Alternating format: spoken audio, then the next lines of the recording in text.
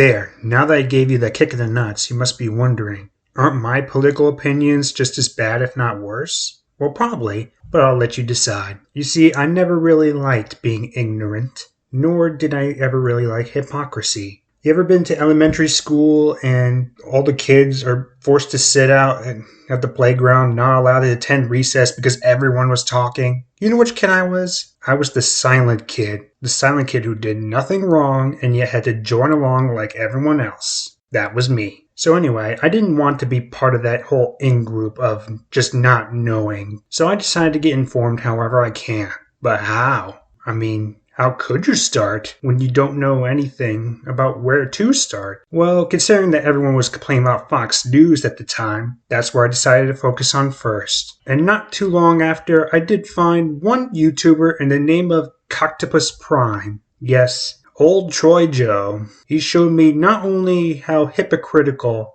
the whole Fox News gang was, but he also showed me commentary in the way that I thought made the most sense to me. You see, he, like other YouTube commentators, would let the perpetrators speak for themselves, showing footage of them, being very careful not to edit too much, just enough for you to see the point, and then talking in response to it as the person is talking, almost as if it's a conversation, and then sprinkle that in between with some statistics, video evidence, and you have a very convincing style. A style that I find at times a lot more persuasive than a simple, boring old rant like I'm doing right now. Anyway, one thing led to another, and I found others like Dark Matter 2525, Logic, who's still good to this day, awesome dude. And basically, they all spoke to me in a way that I thought was very much important. As I said, I don't like ignorance. And I also said I did not like hypocrisy. And those like Christian fundamentalists, not Christians per se, just people who think there should have been a theocracy run by the government, that sort of thing. Basically, those people are, well,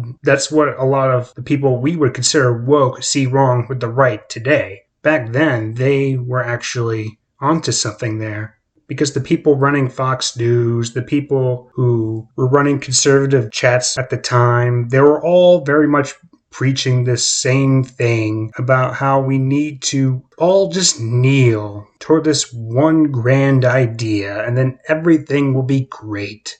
I'm pretty sure you already see the parallels, but I'll go over that later. Anyway, a lot of this also pretty much happened during the time of President Bush, who was just getting out of office. So, of course, President Obama would be coming up next. And I admittedly did vote for him. I mean, he was charismatic. He actually spoke to something that was very important back in the day. No one really wanted this theocracy. No one really wanted this milquetoast empty version of conservatism. And he seemed to be speaking about something new, something that really needed to be fixed. And considering what happened less than a decade and the atrocities that followed, especially with the whole weapons of mass destruction thing, yeah, it's no wonder people really voted for Obama. Back then, the only issues we really knew were unnecessary conflicts from the other side of the world and non-domesticated oil. Issues such as the Gamers Are Dead journalist wine fest that would become known as Gamergate have only begun to grow. We had very little idea of the policy failures that would follow from the Obama administration. We certainly didn't know about the Solyndra solar farm scam. We were very much ignorant of what's to come.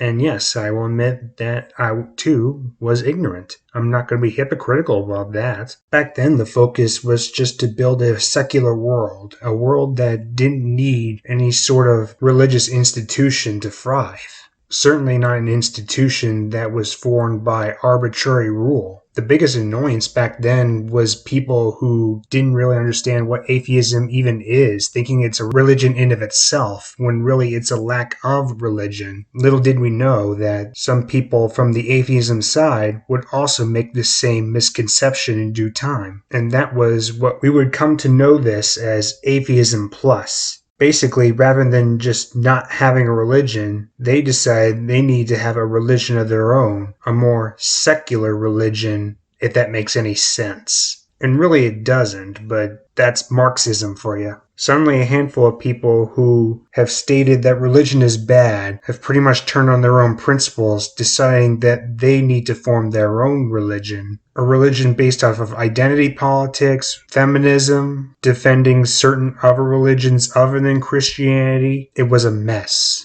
Now, yes, the people who I would listen to for commentary have talked about this. Thankfully, most of them, if not all of them, didn't really fall for this trap. And this led me to finding other people to listen to who have also made comment on the growing subject. And that's where I first heard of Sargon of Akkad, who himself was, in his own words, a leftist, but of course as years go by, he would slowly drift out of that label, and so did I for my own reasons. By the time I had made such a change, I had at least one person ask of me, what's it like to be so fickle? And at the time, I didn't really give a satisfactory answer. But really, in the end, I didn't change. It's my priorities that have changed. It's the world around me that has changed. And that became much more apparent when it came to the 2016 election. Oh yes, it was fun to make fun of Trump, thinking he wasn't going to really go anywhere. And yet people seem to really believe him, especially after the apparent failures of the Obama administration. Back then, I already heard of the Drumpf rhetoric,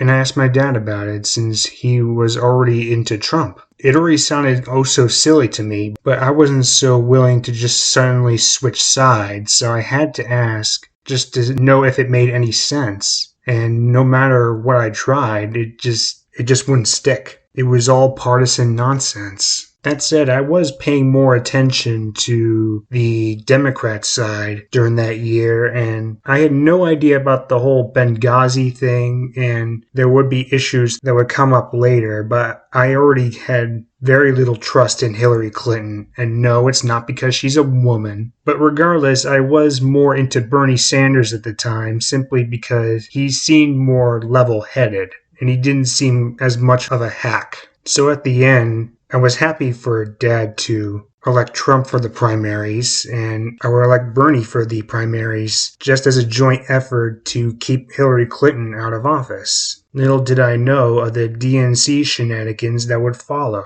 And then, of course, when Hillary Clinton was nominated for the Democrat Party position for 2016, she started the whole deplorables thing, insulting people just because they like Trump. And then there were also the email scandals that followed. The side that I formerly knew just became so obnoxious, so willing to go for slander or bullying tactics just to make sure that the guy they don't like doesn't get into office. And I decided from there, fuck these people. I'm going to vote for Trump just to teach these people a lesson. I wasn't sure if it was going to pay off, but thankfully it did.